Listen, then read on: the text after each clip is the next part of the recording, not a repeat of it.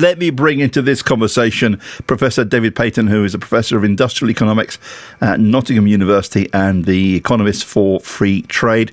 Professor, very good afternoon to you, sir. Good afternoon. David, what benefit is there for us being a member of the single market?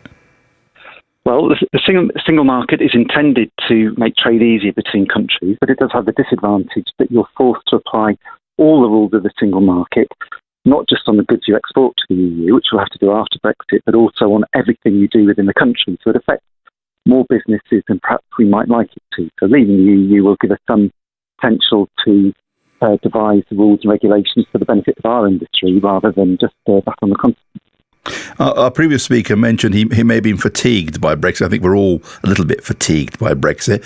How are people supposed to interpret this latest policy stance, David? Because I might be totally wrong on this, but I think people are totally confused, and this doesn't help them any iota. Well, it's certainly a very big change. A couple of months ago, the Labour Party was saying that the customs union was a deeply unattractive option for the UK.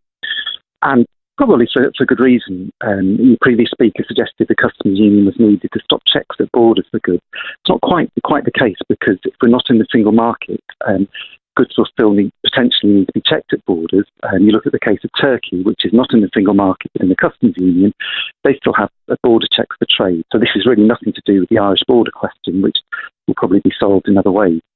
What the customs union does force is it means we have to charge high tariffs from goods coming from outside the European Union, and we would have no option. We have to apply what the EU applies. Now, those tariffs sometimes might help to protect industries, but often they protect industries on the continent. So we have a very high rate on trainers coming in, 70% are charged on trainers. What that does is push prices up for goods for our sort of hard-pressed families in the UK. It does nothing to protect UK industry.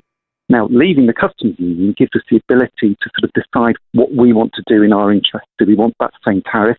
Do we want to cut prices on food or clothing? And also, do we want to negotiate individual trade deals with other countries, which, of course, we could not do as a part of the customs union? And for the economy, Professor David, for the economy and business, what is the best solution? Well, people, of course, will disagree on that. But I think if you're going to leave the European Union, which everyone seems to agree we are, then it doesn't seem to make much sense from an economic point of view to stay part of the customs union. The way to get tariff-free trade with the EU is to come to a free trade agreement with them, which both sides will be in both sides' interest and both sides seem keen to do, but not to sort of contract out our trade and tariff policy to the EU. At the moment, we're represented by the EU on trade negotiations with other countries. If we stay part of a customs union like Turkey does, the EU would do all the negotiations in their interest, and we would just have to accept whatever the outcome was. So in some ways, it's sort of the worst of all worlds. So it's what you might call a brave decision by Jeremy Corbyn to make this change. David, thank you. Professor David Paton, Professor of Industrial Economics at Nottingham University and the Economist for Free Trade. Apologies.